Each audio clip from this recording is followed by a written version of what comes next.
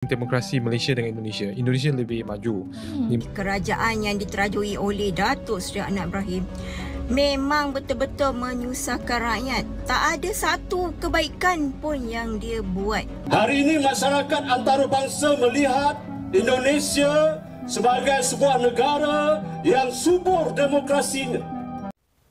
Assalamualaikum warahmatullahi wabarakatuh, teman-teman semua. Sebelum saya lanjut ke videonya, ada beberapa hal yang penting untuk disampaikan kepada teman-teman begitu. Yang pertama, saya mengucapkan banyak terima kasih kepada teman-teman semua yang selalu support dan selalu menyaksikan video-video dari channel ini. Karena itu merupakan suatu kebaikan atau dukungan buat saya begitu teman-teman. Semoga Yang Maha Kuasa membalas kebaikan teman-teman itu dengan yang lebih baik. Amin. Dan juga kepada teman-teman yang selalu menyaksikan channel ini, selalu menyaksikan video di channel ini, tapi belum pernah like dan belum pernah subrek. Semoga secepatnya teman-teman subscribe dulu ya. Saya ucapkan juga buat teman-teman yang belum subscribe, semoga Yang Maha Kuasa membalas kebaikan teman-teman dengan yang lebih baik. Amin. Yuk langsung saja kita ke videonya, bagaimana keseruan di cerita ini. Di video ini, orang-orang Malaysia mengatakan bahwa demokrasi di negaranya tertinggal 15 tahun dibandingkan dengan Indonesia. Pernyataan ini mencerminkan kekhawatiran tentang perkembangan politik di Malaysia yang dianggap belum seprogresif Indonesia dalam beberapa aspek penting. Ini bisa menjadi pengingat penting bagi Malaysia untuk terus memperjuangkan reformasi politik dan memperkuat institusi demokratis demi kemajuan bangsa dengan belajar dari pengalaman Indonesia. Malaysia dapat mengambil langkah-langkah konkret untuk mengejar ketertinggalan dan memperkuat demokrasinya. Nah, seperti inilah cuplikan videonya. Rakyat Indonesia, pengundinya lebih 100 juta orang.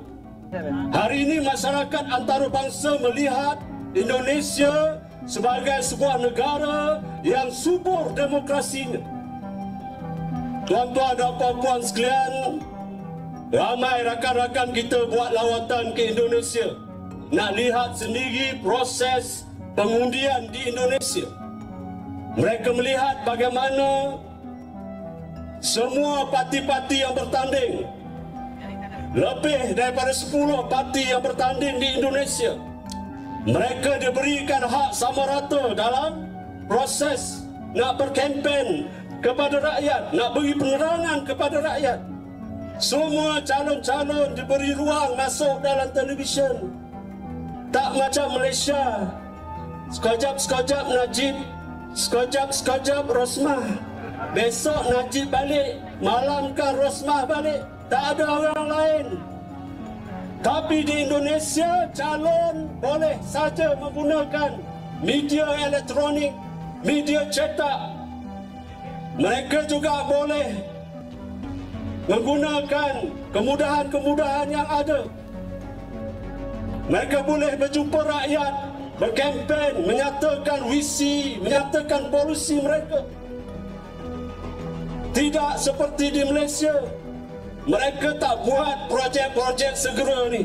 Macam di Malaysia, dekat-dekat nak pilihan raya, apa yang keluar? Ini projek Barisan Nasional.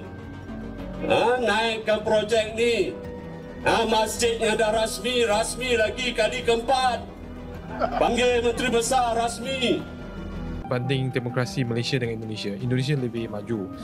Di mana lepas tahun 98, masa sistem demokrasi Indonesia berkembang, Badan Kajian untuk Politik pun berkembang. Di mana Malaysia ni rasa ada 10 ke 15 tahun punya gap di belakang. 15 tahun gap? Ya. So masa tu Indonesia tu memang banyak kawan yang dalam bidang ni, di mana satu lagi negara besar dia pun banyak pemilu dengan banyak pilihan. Dia ada nasional, ada parlimen, ada governor, pilkada banyak lagi. So Malaysia ni masih ada banyak ruang lagi untuk kita berkembang. Saya tahu kenapa 15 tahun. Kenapa? Kerana pada ketika itulah Soeharto jatuh. Ya, betul. Dan kita baru saja reformasi. Ya. Jadi saya selalu sebut politik kita ketinggalan 14 ke 15 tahun daripada Indonesia.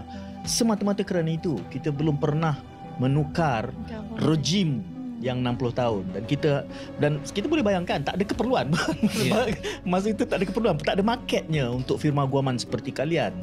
Sekarang ni baru bermula, tambah-tambah dengan kerajaan campuran, lagilah banyak perhitungan yang perlu. Dan kerana itu kita kena galang 15 tahun. Memang betul-betul menyusahkan rakyat. Tak ada satu kebaikan pun yang dia buat.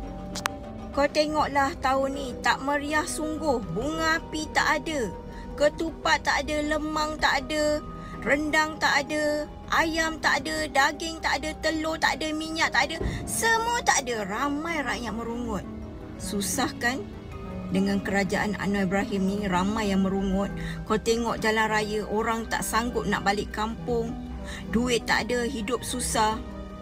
Semuanya susah zaman kerajaan Madani ni.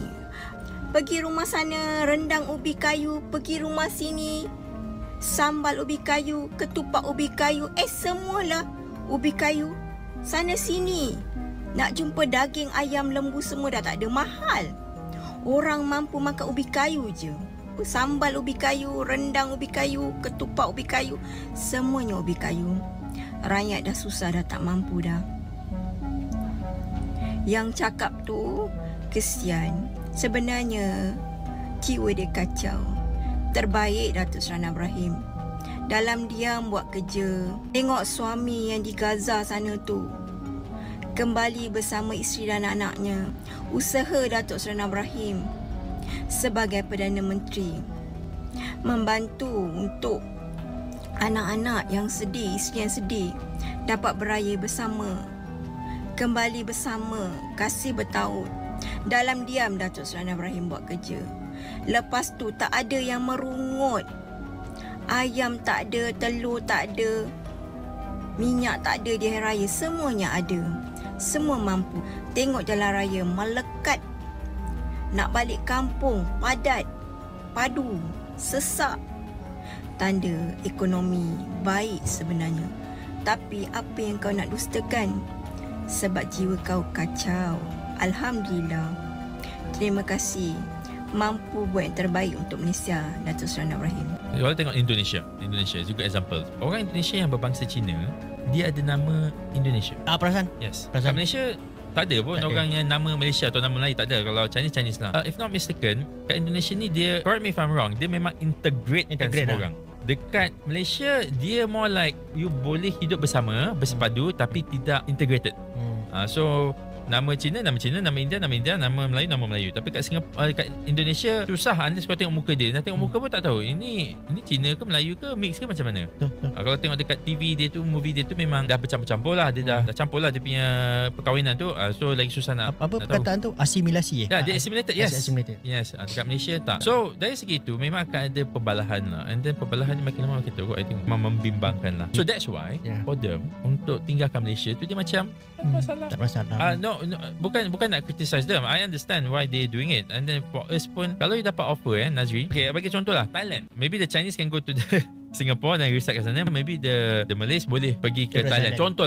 Let's say ekonomi Thailand pun hebat, jauh lebih hebat dari kita. Dan dia pun ada banyak orang Islam kat sana. Ya, kat selatan Thailand tu, ekonomi dia bagus. Gaji you kat sini RM10,000, gaji kat sana RM30,000. Salah ke you nak pergi sana? Nah, seperti itulah cuplikan videonya. Bagaimana menurut kalian tentang isi video ini? Dari saya sampai di sini dulu, dan sampai jumpa di video berikutnya. Terima kasih. Nah, seperti itulah videonya teman-teman. Soal demokrasi, soal kehidupan, itu memang bisa dibanding-bandingkan begitu teman-teman. Tapi untuk disamakan itu tidak bisa. Karena secara kehidupan, secara undang-undang, juga secara kemerdekaannya itu berbeda begitu teman-teman. Nah, tapi orang Malaysia selalu mengatakan tidak sama dan juga merasa ketinggalan dari Indonesia. Nah, maka daripada itu teman-teman, buanglah rasa iri biar hidup kita tenang, damai dan sejahtera. Nah, bagaimana menurut kalian semua tentang video ini? Jika teman-teman punya pendapat lain, silahkan tinggalkan pesan di kolom komentar ya. Dari saya dicukupkan sampai di sini dulu.